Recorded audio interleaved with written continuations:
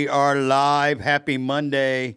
Another episode of Move, the Marana Oral Valley Experience. I know you got something for me right there. Well, it's Dr. the Move. It's the Move.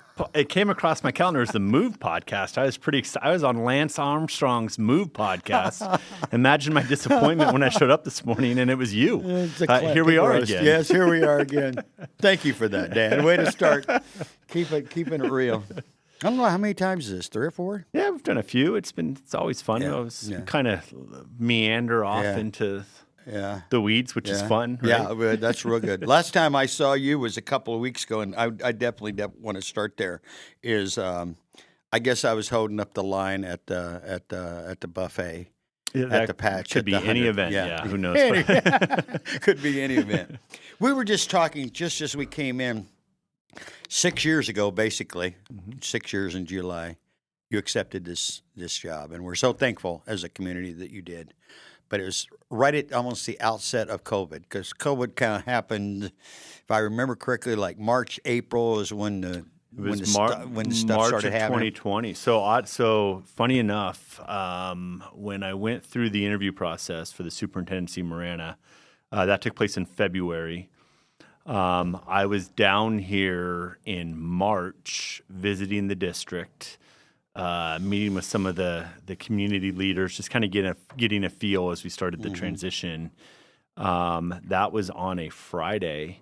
That Saturday was when the governor closed schools for the remainder of that school year. And that was when? March? And so that was March of 2020. So my start date in the district was July 1 of 2020. So it was an interesting time for sure. We were just talking. I met my staff via Zoom.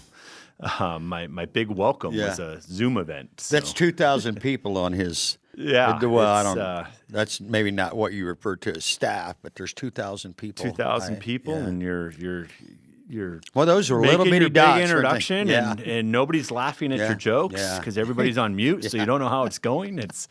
I'm still here, so it went okay. It's been a pretty good. It was quick. It's been a quick 6 years. At least it feels like it to me. It's been really quick. I think when we reflect back, those first 2 years they were really COVID focused, right? We were kind of dealing with some of those pieces. That no one had a clue how to. Nobody had a clue. No, well, I think the biggest challenge during that time was there was no time frame. No one knew when this was going to end, and so there was this big unknown. But really, I mean, for 2 straight years, we were kind of navigating that. And we've talked on previous shows. Behind the scenes, we were having the conversations about how we were going to really accelerate out of this thing. And I think that's what these last 4 years have been really centered on. Do you think that maybe, I love the way you just approach that. Do you think maybe some of those, not that anyone wanted that to happen, that's nuts, but maybe some of those conversations that were taking place at that time frame were able to put you, as you used, into acceleration mode? Without a doubt. Coming out of there? Yeah. I think, one, just those conversations, but 2, also being surrounded by people that wanted to engage in those types of conversations. I think we were forward focusing really throughout those first 2 years as a system. That's very cool. That's very insightful too. That kind of shows your personality that I've learned to appreciate and respect from you. Is you were always forward thinking, and so even in something that's a historical crisis. Right. You guys were still behind the scenes going, okay, this is going to end at some point. What are we doing? Right. I bet that came up in conversation just almost that way, didn't it? Well, I think this is going to end. What are we going to do when it does? What are we going to do, and what are our big moves going to be as we come out of this? And I think that's where you saw that really comprehensive literacy push was a result of some of that work. Well, I want to go back to the most recent time that we chatted. At the 100th anniversary of of Marana Unified School District. I was very pleased. We were working it, and I never got a chance to go out and change, so I was still in work mode. My wife would say I really wasn't working that. I was just kind of in the way, but that was exciting. It's pretty. Wasn't it cool? I think it was. Well, yes. The simple answer is yes. It's really cool. Think about Marana. And if you think about that day, right, the day started at Marana High School with kind of a festival type atmosphere, right? You had students running all around that campus. You had school booths in the gym. You had student performances in the amphitheater. You had jump houses out back. There was mascot races, mascot dance-offs, right? That's one I didn't hear about. Yeah, it was a lot of fun, right? And then you go into the evening, which you're talking about out at the Marana Pumpkin Patch, where you really had the celebration of 100 years, the centennial celebration, where you brought in alumni, former educators, community leaders. When you step back, how cool is that you're in a community that gets to have a centennial celebration? That's pretty rare, especially in the state of Arizona, right? Fairly relatively new state. So pretty unique to have that opportunity, and I think the organizers around that event really knocked it out of the ballpark. What's Arizona 1914? So February 14th, 1912, right? Or Valentine's 1912. Day is There you go. the birthday, but so just a little more than a decade. But you The think state was about a little some more of than a these decade. towns that have been popping up in these communities, to 100 years strong. Yeah, that's very cool. That was, I have one regret on that, and I've kicked myself several times over this. David and I both. We didn't record the actual presentations, the keynotes and thing. We did not record that, and that's on us. I said we'll do it the next time. You just need to circle back and bring those speakers into the studio. Actually, I have got several of them. I've had Dr. McLean on. Right. But I had several of them afterwards that I spoke to and said, my bad, will you make it up for me and come into the studio and tell those? Because that's for me, that's the history of Marana. 100%. Through the high school, through the district as a whole. That's the history of Marana, because there were the oldest surviving graduate. I got a chance to meet her. Yeah. I can't think of her name right now. She babysat John Post when he was a kid. Yeah. She goes, you tell the mayor. So he was waving at her. That was very cool. Yeah. That was very, very cool. I was thrilled to be a part of that. Yeah, it's a great event. Just a great celebration of Marana is really what it was. Yeah, it was. So, it was. Yeah. So when we spoke last, also you said we were talking about jumping on, and I said, "What do you think?" And you go, "How about let's just do a wrap up of the 25-26 season school year?" And here we are. You're graduating on Thursday. Thursday, as we sit here. What's it, 21st? I don't even know the dates. Yeah. Thursday. Clint, I know today's Monday. And I know that my calendar guys do the math. is all purple events, which are promotions and graduations, right? It's this is a fun week. It's the promotion celebrations. So you have your 6th grade promotions, your 8th grade promotions. Those really kick off for us starting tomorrow. And then the high school graduations. MCAT will graduate Wednesday night, and then Mountain View and Marana High School will graduate on Thursday down at the convention center. Yeah. So it's celebration week. Yeah. And like you said, it's indoors and out of the weather and out of the wind. Great venue. Yeah. I think last year was last year was the first year that we did that. What I think is we learned some good lessons from that, put some more space between the two events, but really don't have to worry about what the forecast looks like for Thursday. Climate controlled environment, comfortable seating. Don't have to limit the number of tickets. Right. I'd like to say that parking's better than it was at the high school. I don't know that everybody that's tried to park at the convention center would agree with that statement. I think one of the things we learned last year at the convention center, this is kind of interesting, right? It's when I say this, you'll think, duh, like where were you guys? But I remember last year I was driving down, getting off at the Congress Road exit, and I realized, oh my gosh, we got 5,000 people converging on the convention center, all coming from the same direction. Yeah. Right?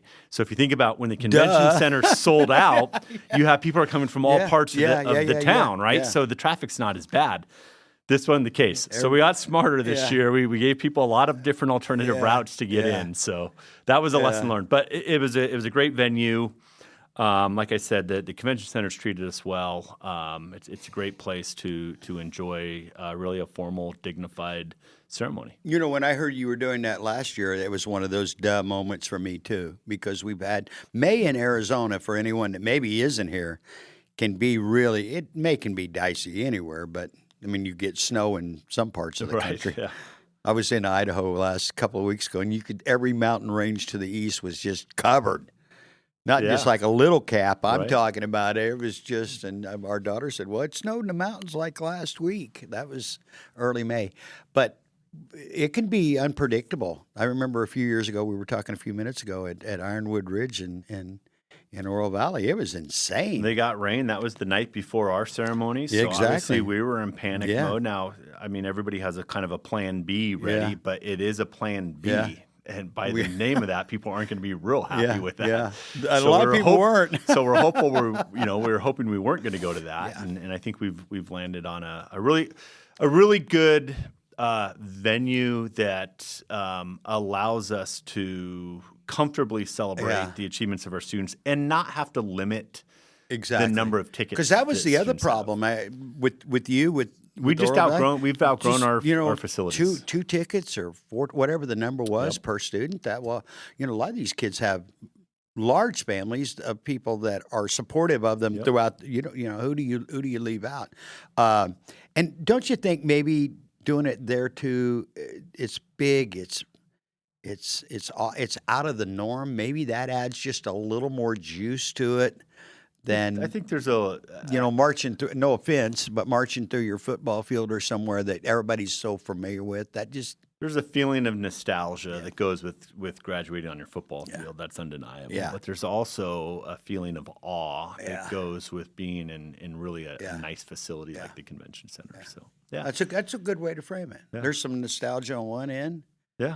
And beautiful venue, and we got over 1,000 graduates this year. That's amazing. It's phenomenal, right? This is an amazing class, and we continue to do great things. Hey, I want to thank you, David and I. Live the Dream Media we thank you so much for extending a hand, a welcome to us to get involved in some of the stuff that you guys have been doing over the year. I know last fall, the school got back into session.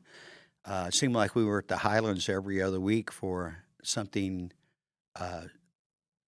school related, for different work sessions, breakout sessions, award ceremonies, and we feel very honored and privileged that you would include us.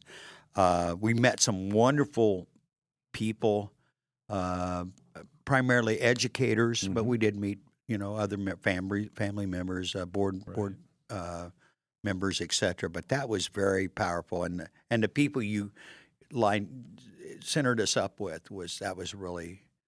We've all become real good friends following that, which is very, very cool. Well, we appreciate you. We appreciate your partnership. I mean, really, what you're talking about is this past year we've done a lot of work with our community partnerships, whether it's the parent partnership, the faith-based community, or our business coalition. Our strategic plan process throughout the last, 18 months. You've been at a couple of those board summits where we've talked about that. One of the things that I'm really excited as we think back over this year is we've completed that strategic planning process. The governing board will have the opportunity to approve that plan in June. But what I'm really pleased about is it's not my plan. It's the community's strategic plan for the school district, and it starts with those events that you're talking about. But let me jump in here. I know I know that's accurate and a fair statement, but this all stems from leadership. There's a lot of stuff goes on that I see that you can see it's obviously, I'll give you a good example. Marana is what it is today because of a pattern of good leadership, not just now, but over the last, even before it became incorporated. A lot of these families that we all know the names were doing all this work behind the scenes and then felt the need to create their own entity, primarily because of water. Right. And there's a compliment in there, so thank you for that. Well, there's definitely a compliment. But there's a collaborative nature to that too, and I think 100%. You've seen that in Marana as well. Is it's not a person leading the charge, but it's a person bringing the right people to the table to come up with a collaborative vision and then the collaborative execution of that vision. Our good buddy, the late Ed Honey, the mayor Ed Honey, Absolutely. was that person. He said, Clint, something about politics. I said, Ed, you're not a politician. Matter of fact, you're the opposite. But what you are is a leader that utilizes politics as a way to bring the right people together. I see it, for example, at our church. You're familiar. You've spoke there a couple of times. Yep, we were just there last month. The growth there that's just unbelievable. 200 people when Craig showed up 25 years ago, 4,000 on any given Sunday. That's not accidental. That's, in that case, it's a God thing, but it's the right leadership leading that. So, again, kudos to your leadership, to having that vision, and then spending time in the community, starting to figure out who needs to know who you need to introduce. That's actually the only thing I'm good at, is finding people really that. Well, you need to, right? I mean, there are things that I thought we would be doing that we're not doing because key players in the community don't think we should be doing that. Let's not do that. And they're right, or I'm smart enough to listen to them, right? There you go. But it's having that collaborative leadership, moving the system forward, really. And this is not school related, but I'm going to throw this in here. I think this is just Clint's opinion, so this is free of charge, by the way. So I think that's the biggest problem we as a society face today, is we are, for some reason, this amazing leadership that we've had as a nation, really for a long. Here we're getting ready to celebrate 200 years, and there's a lot of issues. And this is not political. This is just across the board. It's lack of proper leadership. It's lack of people that go, hey, you know what? This is not going to be pretty, but somebody has to do it. And if I'm feeling that, maybe it's me. Right. Or at least I'm going to start the process, and hopefully somebody else will join me on that. Does that make sense? I think you're seeing a lot of self-interest rather than best interest. You just said it better than I did. And I think that's what we're lacking, and what we're hoping that we're going to see soon is people who can get back to that. What's best for everybody. You're at like the nucleus of this, because you're training the next group of everything. You're the bankers and lawyers and accountants and teachers, et cetera. You're training that next generation of those people, and leadership is just such a. Are we teaching leadership? Or do we have? There's got to be examples you can give me at Marana High School where we're. Well, I think you try to put students in positions not just to learn leadership, but then empower them to act on it, navigate it, learn from it. Sometimes it's real simple. Sometimes it's the same thing we grew up with sports and clubs.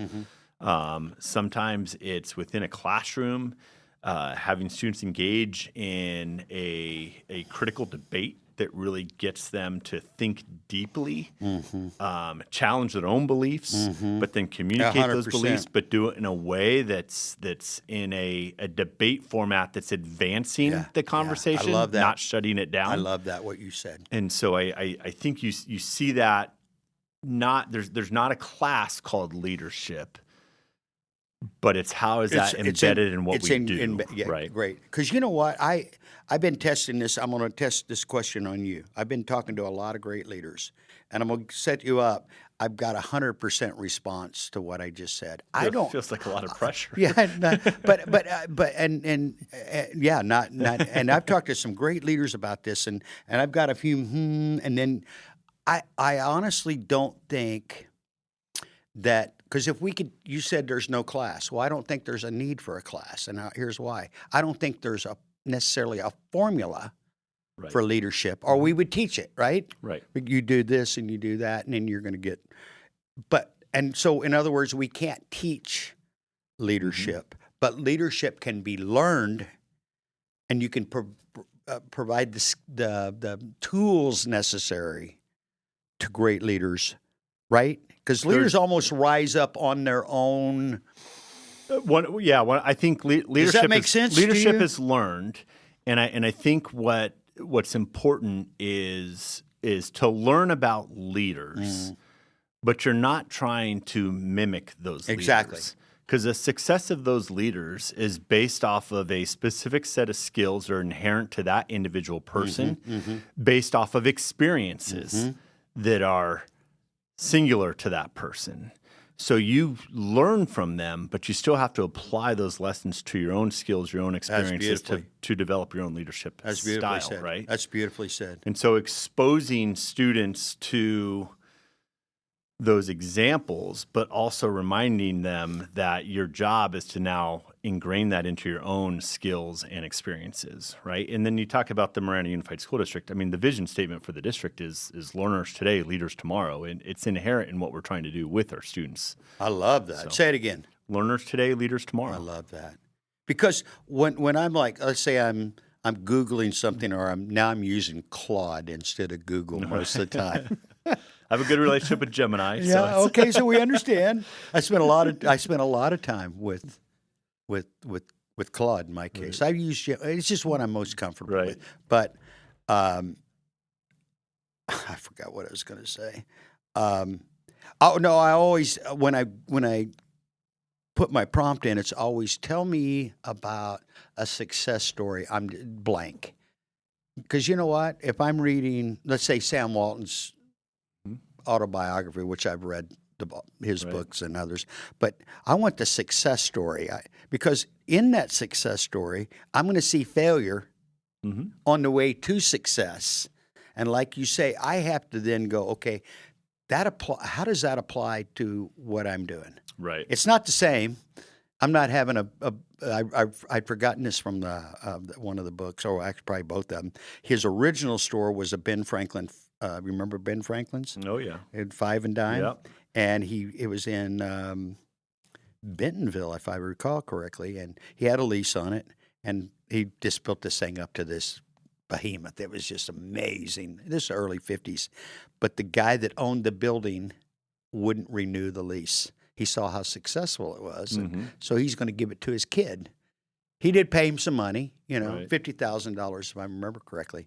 And that moment in time changed his whole business trajectory, because from then on, he made sure he owned the building. Right. And then what they did was almost Ray Kroc before Ray Kroc with McDonald's. They would go in, buy a piece of property in some small town at the outside of town, build the Walmart, and then sell it and do a 99-year lease back. So his first, you can't call it failure. It was happenstance more than failure. Right. But he learned his whole business that he built over the next, I guess he died in 92. I remember where I was at when I heard he was like, Sam Walton, what he built it's undeniable I'm not speaking of the current Walmart. It is what it is. But at that point, it's like, how can you deny what this guy has built? It's an amazing story, and I think when you read behind that story, the intentionality behind their work is perfect. Really Again, interesting, right? Man, you're so good at what you got do. me at a good time of day, right? Second coffee in. But I love those stories, and that's because like I say, if you're reading a success story, how many success stories do you know that was just smooth sailing all the way from beginning to end? Of course, right? Come on. Yeah. It just doesn't that just doesn't happen. It's how do you rebound or pivot or get up is what I love. Okay, so you came here, July 2020. I did. 6 years. Yes. 1,300 or 13,000 students in the district. Right. I don't know. Has that grown? It surely has grown some with the growth in Oro Valley. You can see the growth, right? It's so Arizona's interesting, right? Because not Arizona. Nationally, you're seeing this demographic shift, right? Birth rates are just down. Yeah. Right. And in Arizona, you're seeing that a lot. Yeah. We have growth in Marana that's masking that a little bit from an enrollment standpoint. So our enrollment's been ticking up just a little bit, not at a rapid rate that like houses have been popping up. Right. But it's kind of covering up some of that demographic shift. So a little bit of growth in that area. 13,000 students, 2,000 employees. Opened a new K-8 this past year, Tangerine Farms. Really credit to Dr. Zach Singer. He's the principal out there. He's had as good of a first year as he probably could have had. Done a really nice job of getting. How many kids in that school? Boy, so they're between 600 and 700. Really? We were planning on 400. Really? And it hit 600 on opening day, which is great, and they'll grow to about 800 next year. Obviously, they're adding a full 8th grade class this year, so you'll start to see that. Marana Vista continues to grow. About 150 students that are in just the Vista Personalized Learning Academy, but then you have some CTE classes that are sprinkled around that add some more students to that campus. So 20 sites now for Marana. Wow. Yeah. Wow. When I moved here, and our kids went to Copper Creek, Wilson, Ironwood. But I've always been involved in the Marana since 2005, working in Marana and being in Marana. I don't remember the numbers they had, but I've just seen, like that area you just mentioned, Tangerine Farms and all that area. The growth out there is just, I'm out there all the time, Dan, and yet when you drive by, you just go, oh my. The growth out here is amazing. That's the place, right? Yes. And when you think about Pima County, North Marana is going to really be the hub over the next decade, probably, of where you see the most growth happen. Yeah. And you know what? Again, that's not and it's well planned. There's some pushback on that. That's always, part of the you always get part of that. The part of the 2026 election is the pushback on growth. I'm not that guy. Controlled growth it's almost look. I live in Oro Valley, or as Ed Honey used to say, you live in Marana, you sleep in Oro Valley. Well, he's accurate. We can't grow unless we annex because there's no spots left. Right. We got 6%. Our Marana's got like. We could triple in size. Anymore, Marana's going to be the sole space in Pima County for that. And I would encourage people, especially in this election, this is not politics. This is just, hey, look at what's really going on and really what's being said, because the growth, for me at least, the way I see it and the way the dynamics work, the growth is inevitable. It has to happen for us to maintain. People are moving here because they love what they see. Right. And then, unfortunately, a small percentage of them go, now that I'm here, let's stop. Right. Yeah. That happens a lot, right? Yeah, what happens all the time. Close the gate behind me. Yeah, it happens all the time. It doesn't happen anymore in Oro Valley because we've ran out of space, but it did happen. So take a look at that, because we need to, you know what, I won't be around for this, but when they have the 150th anniversary and the 200th anniversary of Marana, the growth that we're creating now is going to lead us towards that. I know people don't think. Matter of fact, on our way out at the event on the 25th, I'm like, see you at the next centennial. Got a few laughs. So what else you got there, Doc? Well, let's do this. It's the last week of school. Let's talk about some of the successes of the school year, right? So as I mentioned, over 1,000 graduates. $20 million in scholarship money from the senior class. I think what's really impressive is the diverse opportunities that kids are getting out of high school. You have, I want to say students. I might have this backwards, but I think Mountain View students are attending 62 different colleges and universities, and Marana High is 52 different colleges and universities. That might be reversed, but pretty amazing. Almost 500 industry certifications earned by our students this past year through career and technical education courses. So you see students really excelling in different aspects of their educational journey. You think about our athletic accomplishments. That's so cool. It's been quite a year. You think about on the Marana High School side, football had another successful year, of course. Wrestling had a successful year. Their softball team had a nice little run. track, this is hot off the press, just over the weekend at the all-state meet. So they do Breaking news. They do the state championships for 1A through 6A, and then they do an all-division meet. And the Marana High School 4x400 team finished second at that meet. I want to say Hamilton was the team that got them. Marana moved up a spot from where they finished in the 6A meet a couple weeks prior. So that's impressive. Cool is that? Mountain View, this is pretty. So again, really successful football season. Wrestling, another great year for wrestling. Softball today plays in the state championship game. Oh, amen. Today, Mountain View. Yep, pretty exciting. Mountain View High School playing for the softball championship. Boys volleyball just wrapped up an incredible run where they made it to the state quarterfinals. And for only the second time in the history of the AIA, maybe don't fact check that, but I feel like might be accurate.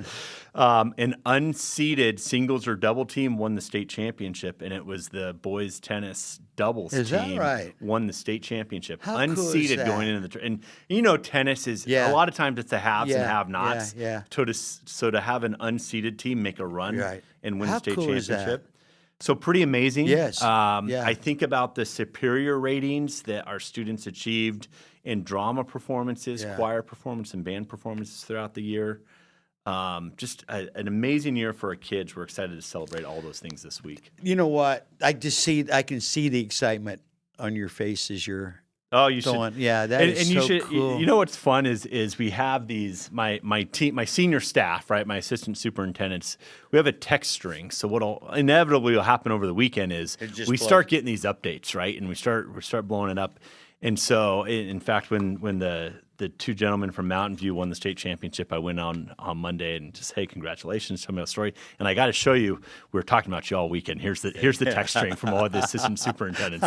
So it's fun. How cool it's been a fun school year in that. You know what? That in and of itself, right there, just again demonstrates the good leadership first and foremost, starting with you, and then the team that you have built around you. That you get that excited about your students. I mean, it's just unlike punching a clock in so many places, including education in some places, that you guys would have that. No. Everybody is fully engaged. We know that. You know that. Yeah, You've seen do. It, Oh, so. and I know it. I love that. I think that's why the numbers speak for themselves sometimes, is that everybody's rooting for everybody. That's the community that we live in. That's Marana. Right. That's why, again, I'm going to get those people back in. I need to get a list because I had verbal commitments from half the people in the room that came. Yeah. No one spoke for 3 minutes. I'll just throw that out. That maybe a whole other show on that piece. I had some fun with that, by the way, when it was over. You spoke to something a minute ago, and I want to jump back in here because this is I'm not going to say it's personal, but it kind of is to a degree. You mentioned I forget how you spoke of it, but you mentioned the institutional stuff, the vocational training. Maybe that's not the word. Yeah. CTE, career and technical education. That is such a big. It was a big deal when I was a kid. As a young person growing up, it was a big deal. Then it seems like, maybe it's just me, it seems like we kind of lost that somewhere along the way. And now it's it's not just in vogue, it's for real. I think the challenge that I think one of the challenges we've had in education is it's been an either or mindset rather than a both and, right? And so career and technical education, oh my gosh, we have to have this push on this side. Well, it doesn't mean that there's not a push on this side. Yeah. It's a both and proposition. Right. It's preparing students for college and career, right? Not college or career. Right. And we talk a lot about we want to give our students the skills that they need to be successful in a future of their choosing, right? And we need to understand that not every student has the same trajectory or pathway. So how do we prepare them to be successful for what they choose to do? And so I think when you walk on our campuses, you don't see an either or. You should see a both and. And you should see kids crossing over in those two programs. That's the whole point. That's the whole idea. I think my favorite students are those that are active in advanced classes and current technical education classes and sports and clubs and part of the drama or the choir program, right? Those people that are really taking advantage of what the school system offers them. Because as we know right now, and this is where the personal part comes, my kids, my daughter, son-in-law, and new grandbaby, we just saw her. She just turned a year. They live in Meridian, Idaho, Boise, because that's where some of the great jobs. Now, our son-in-law has a law, not a law degree, but criminal justice. He was worked with TSA and was thinking about the FBI and different, but he at late 20s he decided he saw a need for engineers. He excelled. He was a student. I'm bragging on Derek. I'm bragging on you, Derek. He just excelled. He was a student. He may have done it 4 years. And he just was a student of the year every year and, won all the awards and the toolboxes. But to get the job that paid him what he's getting paid there, which is actually, it's kind of a stupid number. Right. And stocks right, and, of course. The whole package. And if you're familiar with that area, what's going on there now, the tech's moving in. Facebook's there now. He works for Micron, the chip company. It's just on and on and on. Plumbers. Electricians are in huge demand. Actually, the number one demand's right here in Tucson. Right. Did you know that? The number one demand for electricians is in Tucson, Arizona right now. Not surprised. And it's approaching 1 million. There's 1 million jobs right now. Right. Are approaching that for electricians. Plumbers is another one. Yeah. Right. So these are not sexy jobs per se. No, but you hear people talk a lot about entrepreneurship. Yeah. That's what this is. Yeah. I think where we failed along the way was we separated out business ownership and entrepreneurship from, we called it the trades or we called it laborers, but it's not. There's an opportunity in there. And I think by starting to marry those two together, I think you can start to create a pathway that's easier for kids to see. And and then that David and I talked about that a lot. Recently, he even said, "Is entrepreneurship still the because it got pretty sexy, right, for a while there. Maybe I don't know if it was COVID spurred it. COVID certainly accelerated it. Right. I don't know. And and having been I haven't had a real job in over 30 years. It's not for everybody, right? But it is. It's rewarding, or it can be rewarding for those. And it's not just the financial side of that that's rewarding. For me, it's always been the freedom. Right. The freedom side of that. But with that entrepreneurship, there's a skill attached to that. Okay. And I think that's where people get disconnected. Exactly. Right. Well, guess what? For me, the skill was the education that I got was in money, in finance, accounting, etc. Although I've never held a job professionally since I graduated with that degree, it has served me well over those 40 years, even though I don't do my own books. And I did in the beginning, though. Right. So I knew where every penny was going. Mm-hmm. I didn't have to rely on somebody to tell me, hey, you're a little heavy here or you're a little light there. So that's where that skill, it could be in retail, it could be in marketing.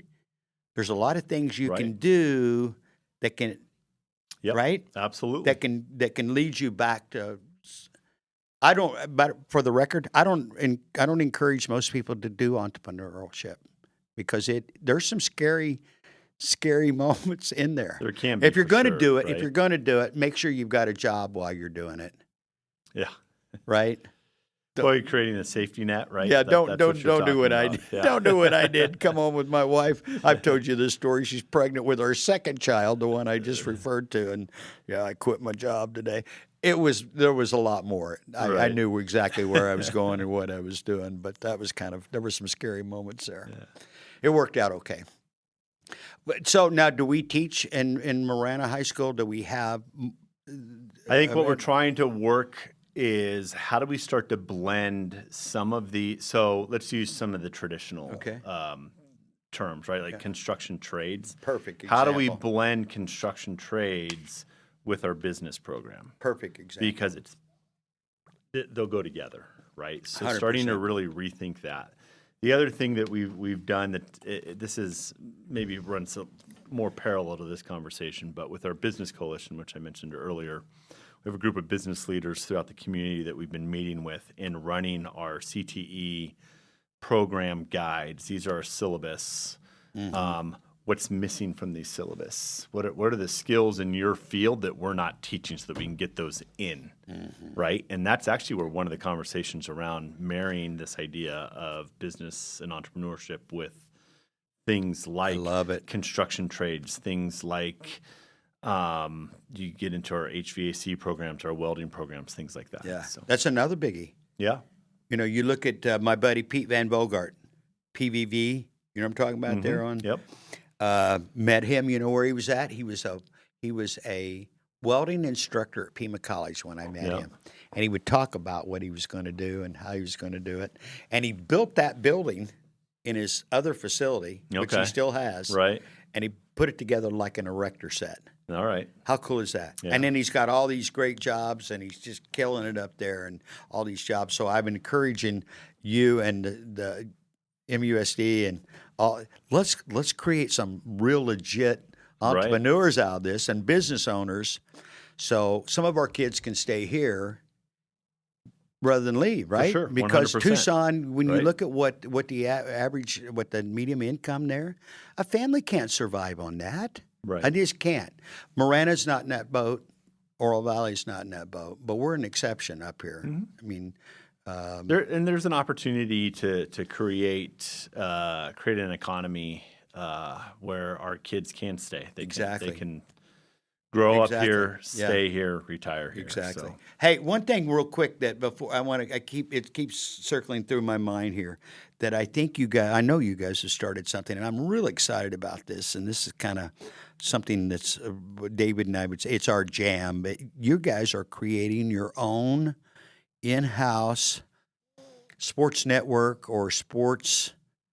We're working toward we're working towards improving our film and TV production because we put a little we sent you guys a couple of bucks on that. We're like, let's go, this is great. So I'm offering again our services if there's anything we can do to help you guys over there. That'd be because who better to do it? Because in my head, I've always envisioned a school especially with their athletics. Right. Well, you have your own network of reporters and sideline photographers, That's the opportunity, right? Because those kids, again, that might be their future. Right.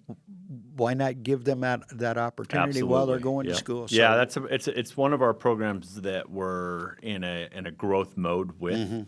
That as well as continuing to increase dental assisting as one of the other programs. But that's who was telling me David knows somebody that was going to be in our field and now has gotten into the dental field. Right. I'm like, well, there's probably more money in the dental there's side. Openings, there's opportunity for sure. So what's on the agenda? What are you going to do? This is a personal note. What are you going to do this summer? Well, I know you like to travel. What am I going to do? On a personal level, I need to go see my kids. Yeah. One's in Washington, one's in New York. Yeah. So we'll because he just graduated, right? New York. He's been out there for a year. He's starting his second year out there. We've talked about Colin a couple of times. So I have some work this summer in Washington D.C. I'll be out there in July, working the Hill a little bit. Probably see our friend Congressman Siscomani, have some conversations on federal funding. Next time you see him, look at his socks. Okay. But I'll be out in D.C., and then what I'll probably do is, since I'm on that side of the country, is stay out there and have the opportunity to spend some time with Colin up in the city. I don't know that July is my favorite time of year to be there, but it's the one that works. You'll appreciate this, Clint. My younger son just finished his junior year up in Washington. He's at the University of Puget Sound, and he is interning this summer with the Tacoma Rainiers. Oh, that's awesome. So what's he doing? In fact, yesterday, you know who broke the news that the Seattle Mariners had called Colt Emerson up?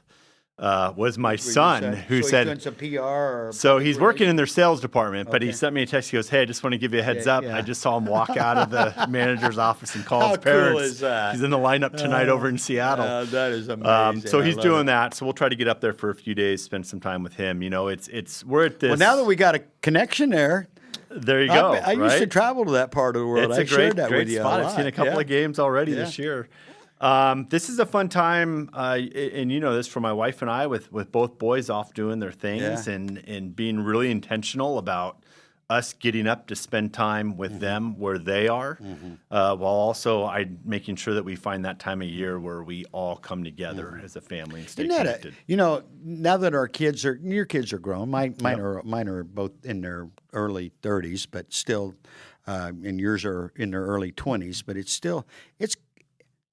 I loved it when they were little, and you did too. That's just and you'll always yearn for that in nostalgic ways. But to watch your adult kids, go off and be their own people and be successful at what they're doing, that's This has been this phase has been a lot of fun it as really well. is. So It really is. It's new for Tammy and I because we just been working like nuts, and now it's like, hey, what do we do now that we can? So we're making frequent flights to Idaho. Yeah, you hope your kids pick a great place to live that you enjoy visiting. And you know what? I talk because John, I told you this once before. John Post said to me, we were having a conversation. This is 5, 6, 7, 8 months ago, and he's referring to me in some of his ads that he's running.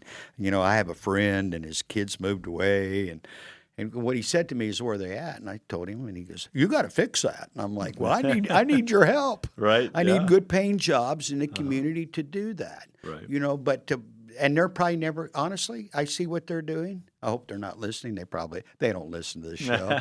But I think they're where they need to be, at least for now. For sure. And I can jump on a plane and go up there.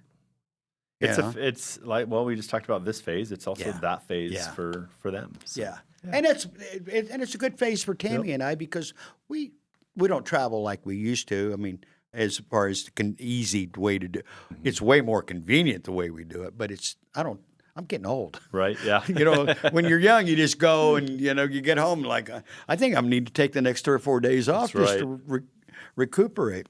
Well, Dan, it's just been, I don't know what time. Where are we at? You got the last word. Last word. Well, first of all, let's wish everybody a great summer. Oh, a safe one. Be careful. Let's congratulate the graduating class of 2026, wherever you may be graduating from. Certainly, congratulations to the graduates and their families. I want to wish them the best in their future endeavors. I want to thank our staff. Just what a great year it's been, but it's only been a great year because we have great staff working with kids every day. And with that said, we'll go into Memorial Day weekend. We'll take a quick deep breath, and then we'll come out of it, and we'll be planning for the 26-27 school year. Yeah. What a pleasure. Yeah. Yeah. What a pleasure. Now you see why I like.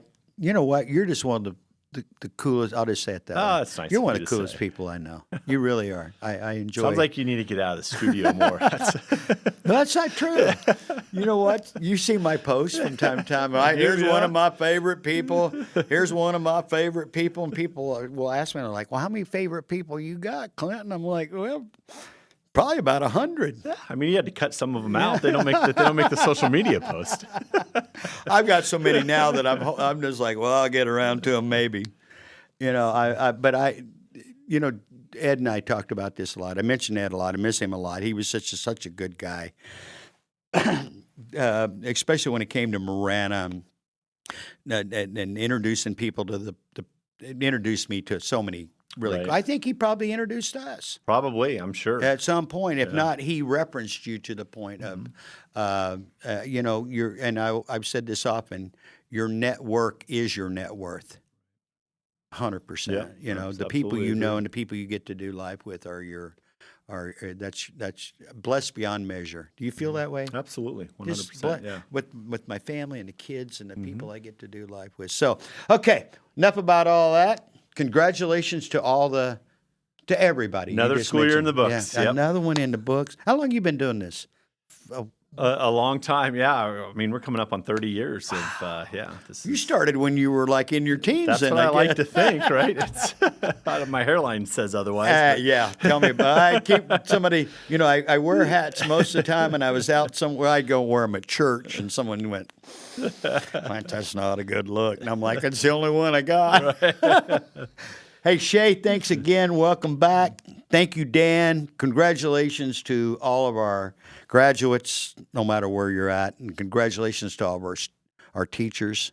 Yeah. Enjoy your summer, and we'll see you early August. Sounds great. Thank Have a you. great summer. Thank you, Dan. You guys be nice to each other. It's not that hard if you try.